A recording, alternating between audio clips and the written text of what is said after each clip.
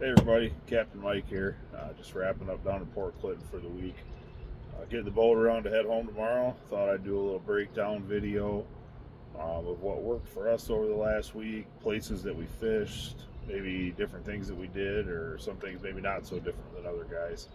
I'm going to talk a little bit about the lures we used, some other techniques that we used, and I'll post up screenshots of areas that we fished and kind of talk about different things that we did. Specifically while we were fishing those areas, because we fished a lot of different water over the last week. We fished anything from 20 feet of water all the way out to 40 feet of water, varying currents, wind, rain, you name it. We fished it all this last week. Had good success every day. All the clients this week went home with their limits. Each day that we ran charter trips, I ended up catching my limit on the trips, other than one day where the guys had to get on the road as they had a 13-hour ride home. So all in all, fantastic week. Couldn't really ask for much better fishing. A couple soakers that we had out there, and the guys I had on the boat sure toughed it out and made it happen.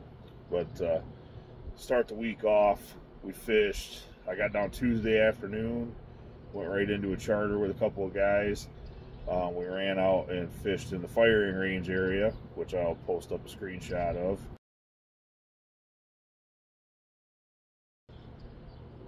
And in that area, we started in 21 feet of water, ran around, marked some fish, but not a lot. I wasn't overly confident in the first spot. We made a pass on it, only caught one fish, I think. And that was enough for me to put everything away. We jumped on the motor and went for a little ride. Didn't move maybe a mile and a half, and saw a lot more fish, a lot more what I was looking for. We ran upwind, had a good mile streak of fish that day, and turned around, set up a pass, and it was just absolute chaos the whole time. That day we were running, actually the spread I'm going to talk about, we ran all week. We just varied lead lengths, but bandits and hit sticks, deep hit stick 12s, bandit walleye deeps. That was what we ran all week long. I'll show you some of those colors here in a little bit. That day, 30 to 80 back on any of those lures was the trick. Speeds, we were around 1.5, 1.6 on the graph. That was working. We had lots of rods going, so I didn't bother putting the fish hawk down that day. We ended up boxing out our 3-man limit that afternoon. The next morning, we went back to that spot, and it was a little bit rougher water conditions, and the fish had basically moved. There were still fish there, but nothing like the day before. We ended up sliding into 21 feet of water, and did not mark them hot and heavy, but we marked enough fish to set up and fish, and it was more of a slow pick that day, but we picked up 3 to 5 fish a pass, ended up pulling our 3-man limit again, same program. Thursday morning, we fished that same area and actually expanded it to the east just a little bit, which I will put up a screenshot of that.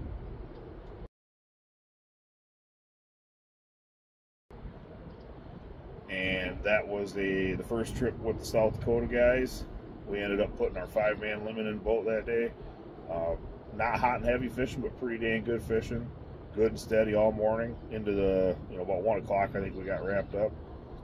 And then Thursday night, I'd actually moved my Saturday afternoon clients to Thursday night because the weather was looking iffy for Saturday, and they just happened to be in town already.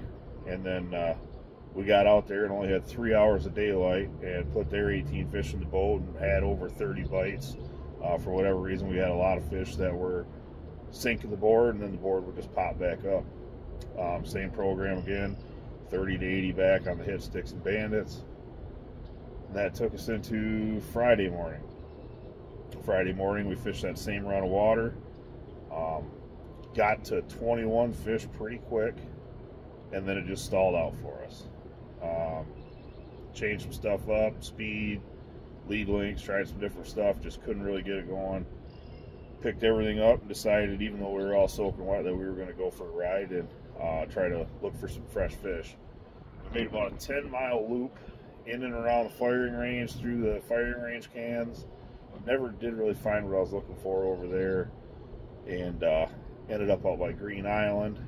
and marked absolute gob of fish over there, which I'll put a screenshot of that up here.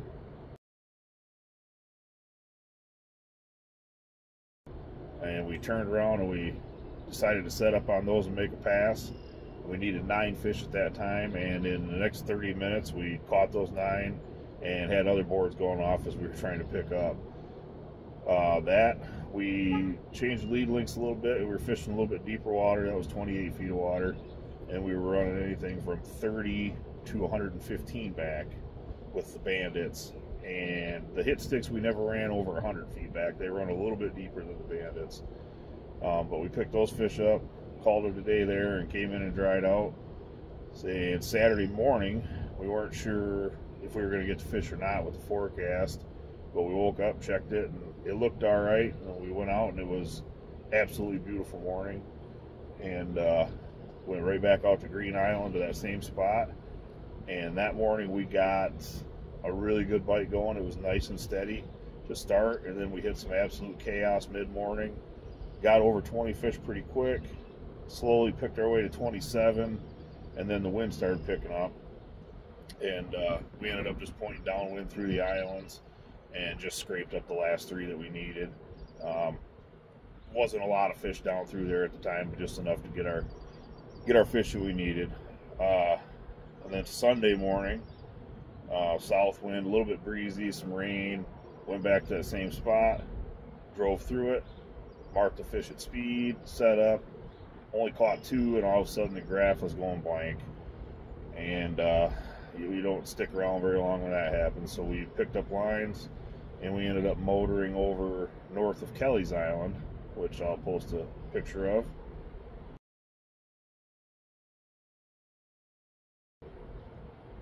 And when we got over there, we were running anywhere from 35 to 40 feet of water, and there was a fair number of fish around. I wouldn't say it was loaded by any means for Lake Erie standards, but definitely enough fish in there to mess with. We ended up setting a different kind of spread over there, so all the baits were the same, but we ran some out to 120 feet on flat lines. I think our shallowest flat line was 50 back, and then we started running a 2-ounce snap weight program with the 50 plus 2 and 75 total, so 50 2-ounce weight and then 25 more feet with a purple slime or blue and chrome with orange belly hit stick. Were absolutely on fire. Those 2 rods did the bulk of the catching out there for us. One thing that we did do out there around the islands, Green Island and Kelly's, I was running my downrigger with my fish hawk. A lot of times you can get lucky and get away without doing that, but I could just tell the way we were trolling that something was different. So we threw a P10 on an extra rod behind the downrigger, and by Green Island we'd have about a half mile an hour different current, and the same thing was out at Kelly's. So if we were heading at Green Island, we'd be heading west, and our troll would be just fine. And as soon as we turned back to the east, our speed down low would lose a half a mile an hour. So now our baits aren't doing near the action that they were. Kelly's Island was the exact same thing. We got out there on a south wind, but there was rollers coming from the east, and we controlled both directions. But heading east, the boat was crawling, and the speeds were matching perfectly. Turning around, heading back to the west, and we actually had to kick the kicker up a fair amount and bump the trolling motor up to compensate to get that down speed to work right. So you can spend a lot of time trolling out there like that, not catching fish, and that's a really good explanation why is on Lake Erie is these speeds down below. So I know not everybody has one of those, but we are fortunate enough to have it on the boat for salmon fishing, and I run it a fair amount down here, and it definitely gets you keyed in to make sure that you're doing everything right, both directions that you're trolling, and just paying attention to those fine details. Now getting into some of the baits that we ran all week. A lot of deep hit stick 12s. Over half of our spread was deep hit stick 12s. This is the blue slime. That was really good for us. I think we had 2 of those in the spread. The shake and bake. I only ran 1 of those, and I kept it down deep all the time. Sometimes it picked up quite a few fish a trip, and other days it was slower, but we left it in there. Right next to that one, just a little higher, I was running a pink lemonade. Same thing with the hit stick. By far and large, probably tied for the best, I would say, is these two hit sticks. Purple slime and a blue chrome with an orange belly. Purple slime's got that chartreuse belly. The ones of these that I have on my rods in the rod locker are absolutely torn apart. Paint's getting peeled off them. Hooks are broken. Like, I got some serious work to do to those when I get home. But those hit sticks probably pulled the bulk of the fish all week for me. We did have a handful of bandits out. The Fruit Dots bandit, we kept that a little bit lower.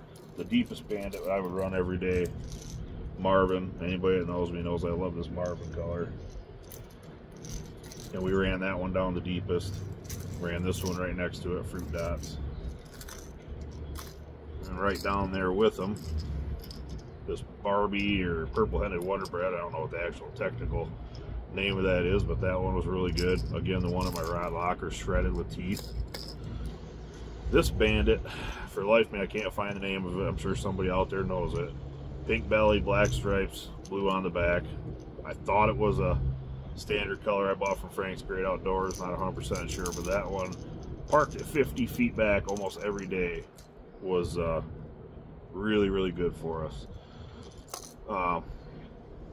Obviously, conditions are going to change a lot. I was supposed to run a trip tomorrow. East winds 30 plus miles an hour. Water was already dirtying up in front of Catawba today. It's probably going to be a lot dirtier tomorrow. So conditions are going to change. Some of this information isn't going to be really relevant if you tried to go out in the next few days. But overall, I mean, what I could say down here at Lake Erie, it's very important to know how to use your electronics. There's a lot of water down here. These fish this time of year are constantly on the move in and out of the spawning grounds and then feeding. So when we're not getting bit, we're running around on the motor and I'm cruising at 20 miles an hour plus, you know, looking for these schools of fish. And at that speed, what I'm looking for is generally 15 plus fish in a screenshot before I'm even thinking about fishing. Sometimes it's not possible. You find the right water with, you know, just enough fish in it, you give it a go. But I like to see 15 plus fish in a screenshot while I'm driving, and for hopefully an extended, you know, distance, so that you don't have to fish necessarily a tight school. We did have some days where we had to fish extremely tight schools. You'd go over them and you had to turn right back around and go through them. And you know, with 12 rods out, that's not always easy, especially if there's some boats around. But we made it happen. But that's what you got to do. You got to put the number of fish in the boat that we were as consistent as we were all week. You had to look for those bigger schools of fish and stay on them. You know, I talked to some guys at the hotel that weren't having such good luck. You know, a couple fish, half a dozen fish a boat, and I see it a lot where guys just kind of go out and fish or go out where the boats are. Just because there's boats there doesn't necessarily mean that there's the number of fish there that you need to be fishing. In front of Catawba this week, that was the case. There was fish there. But when we broke out of there and went and looked for another spot, you know, I'm not looking for traffic. I actually would rather stay away from it. We drive around, we find these schools of fish, and then you dial in your program and figure out what they want. But we had really good success all week. Kind of hoping in a week here the water's in good shape when we get back down, and hopefully have another good week of fishing. If anybody's down here in between, hopefully some of this information helps you out, and good luck if you get down here.